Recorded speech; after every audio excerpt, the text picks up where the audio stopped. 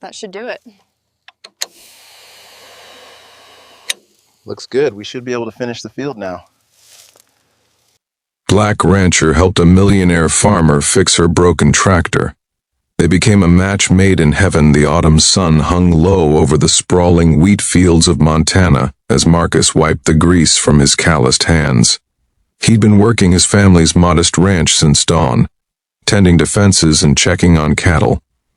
The Henderson Ranch had been in his family for 3 generations, though it was nothing compared to the corporate farms that had started appearing in the valley. At 32, Marcus had seen his share of struggles. After his father's stroke 3 years ago, he'd put his dreams of expanding the ranch on hold to become the sole caretaker of both his parents and the land. His younger sister had moved to Denver for college and never looked back, leaving Marcus to shoulder the responsibility alone. Some nights, lying in bed after 18-hour days, he wondered if he'd made the right choice.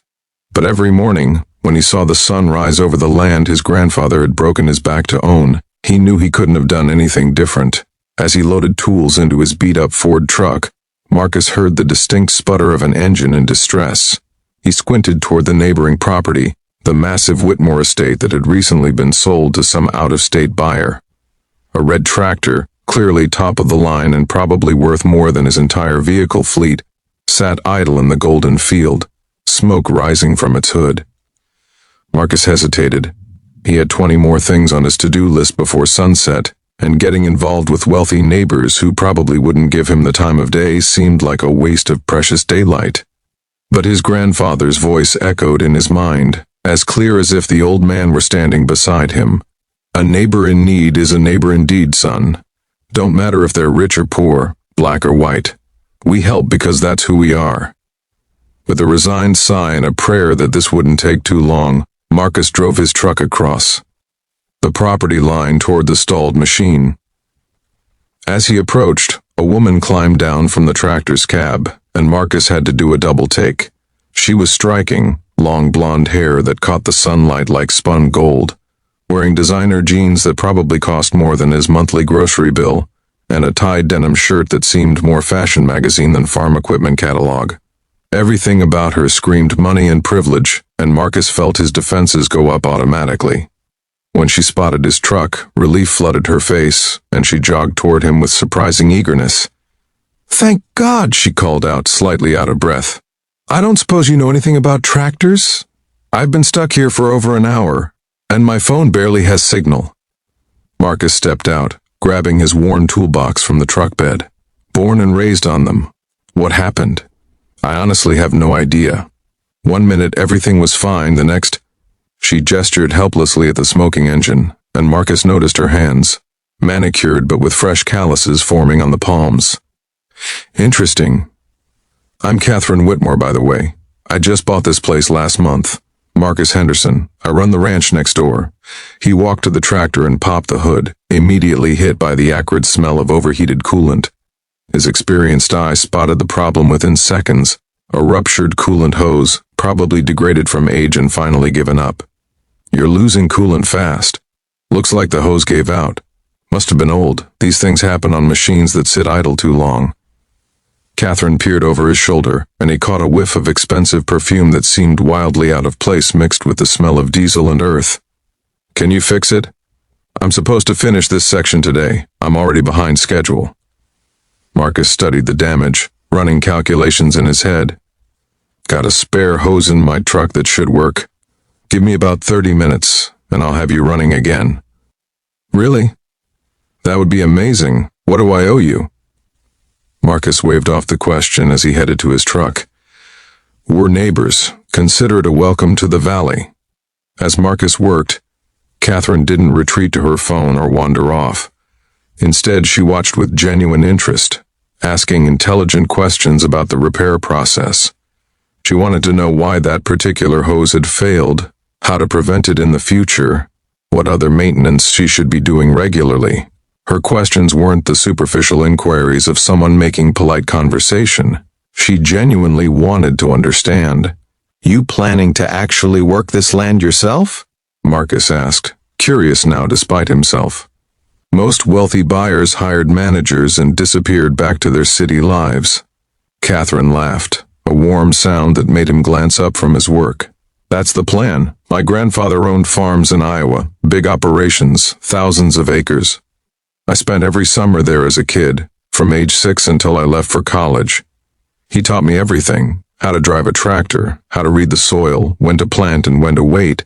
Those were the happiest times of my life. So what happened?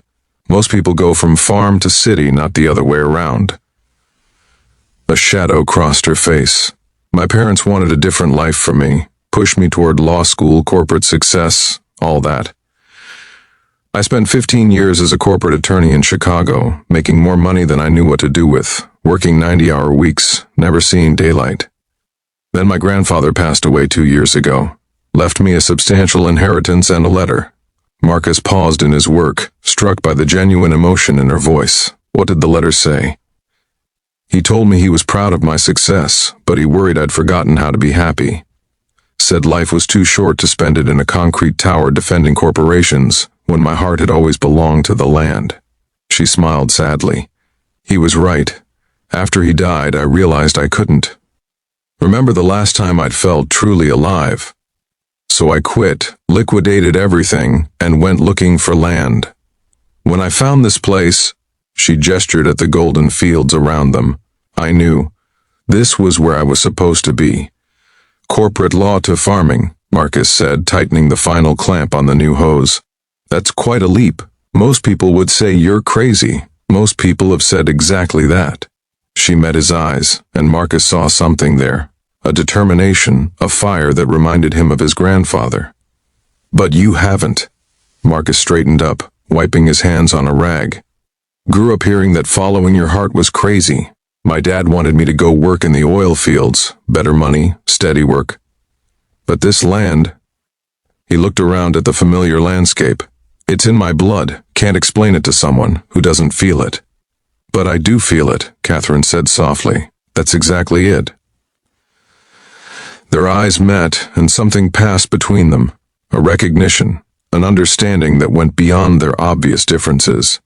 For a moment, the wealth gap, the racial divide, all the reasons they probably shouldn't connect just didn't matter. Marcus cleared his throat, breaking the moment. All right, you're good to go. Check your coolant levels before you start work each day and keep an eye on all the hoses. This tractor's got some years on it. Thank you, Marcus. Really, you saved my day. Catherine extended her hand, and when he shook it, he noticed again those fresh calluses, the signs of someone actually doing the work. Welcome to the valley, Miss Whitmore. Catherine, please. Over the following weeks, Marcus found himself thinking about his wealthy neighbor more than he probably should. He'd see her out in the fields from his property, working from dawn to dusk, just like he did. No crew of hired hands, just her and her determination. He had to respect that, even if it seemed a little foolish for someone who could afford all the help in the world. Then her tractor broke down again, and a week later her irrigation system developed issues. Each time Catherine would walk the quarter-mile to his ranch, looking sheepish but hopeful, and ask if he had time to help, and each time, despite his growing workload, Marcus found himself saying yes. The truth was, he enjoyed these calls for help. As he worked, they'd talk, really talk.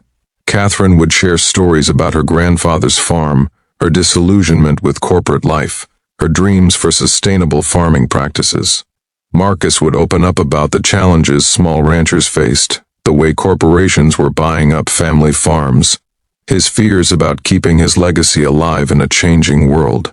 One evening in late October, as Marcus finished fixing a stubborn pump on her irrigation system, Catherine appeared from her farmhouse carrying a basket covered with a checkered cloth. I made too much dinner, she said, and the slight blush on her cheek suggested she'd made exactly the right amount on purpose.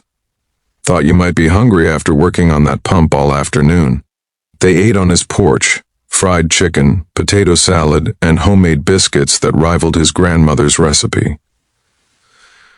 As the sun set, painting the sky in shades of orange and purple, they talked about everything and nothing. Marcus found himself captivated by the way she listened when he spoke, truly engaged, asking follow-up questions that showed she cared about his thoughts. You know what surprised me most about this life? Catherine said, looking out over the darkening fields. It's not the hard work or the long hours, it's the loneliness. In Chicago, I was surrounded by people all day, but I've never felt more alone. Here, I can go days without seeing another soul, and yet... She turned to look at him. I feel more connected than I ever did there. Because this life means something, Marcus said. Every morning when I wake up, I know my work matters. I'm feeding people, caring for animals, preserving. Something my grandfather built with his bare hands. That gives purpose to the loneliness. You get it, Catherine said simply. Most people don't.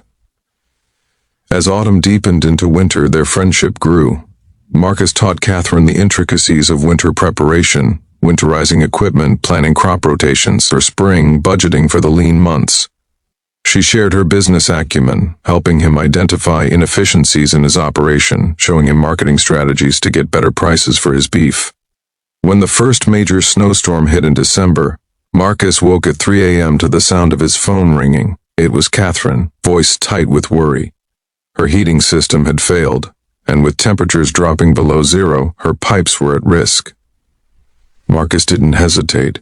He drove through the blizzard to her farmhouse, spending 4 hours in her crawl space repairing frozen pipes and coaxing her old furnace back to life. When he finally emerged, covered in dust and cobwebs, Catherine had hot coffee and breakfast waiting. I don't know how to thank you, she said, wrapping her hands around her mug. You could have told me to call a plumber. In this weather, you'd be waiting days, and by then your whole house could be damaged. Besides, Marcus smiled, what are neighbors for? The moment felt charged with something more than gratitude. Catherine stepped closer, and Marcus found himself unable to look away from her eyes. Marcus, I need to tell you something, she said quietly.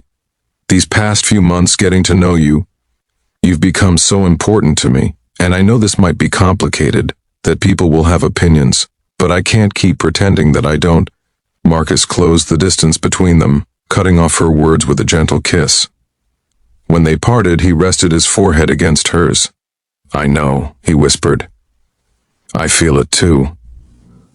Their relationship blossomed through the winter months, though they kept it private at first, unsure how the small farming community would react to their interracial relationship and the wealth gap between them. But love has a way of refusing to hide. When spring came and Catherine's first planting season began in earnest, Marcus was there every day before dawn, teaching her, working alongside her.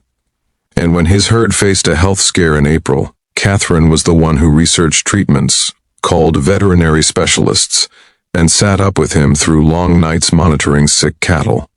The community's reaction was mixed. Some welcomed their relationship, others whispered and judged.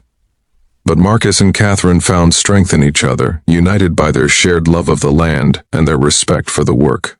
One evening in June, as they stood on the border between their two properties watching the sun set over fields golden with young wheat, Marcus pulled Catherine close. You know, my grandfather used to say that the right person isn't found in the easy times, he said. They're found in the hard work, the early mornings, the late nights. Someone who'll stand beside you in the mud and the rain and never complain. Catherine smiled up at him. Sounds like a very wise man. He was. Marcus brushed a strand of hair from her face. He also used to say that love isn't about where you come from or what you have. It's about what you're willing to build together. And Catherine, you came here looking for roots, for purpose.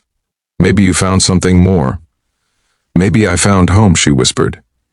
Marry me, Marcus said suddenly. Combine our lands, our dreams, our lives. Let's build something neither of us could create alone. Through happy tears, Catherine nodded. Yes. 1,000 times yes. A year later, the Henderson Whitmore Ranch stood as testament to what two people could accomplish together. They'd combined their operations, implemented sustainable practices that other farms came to study, and created a model for the future of family farming. More than that, they'd proved that love, respect, and shared purpose could bridge any divide.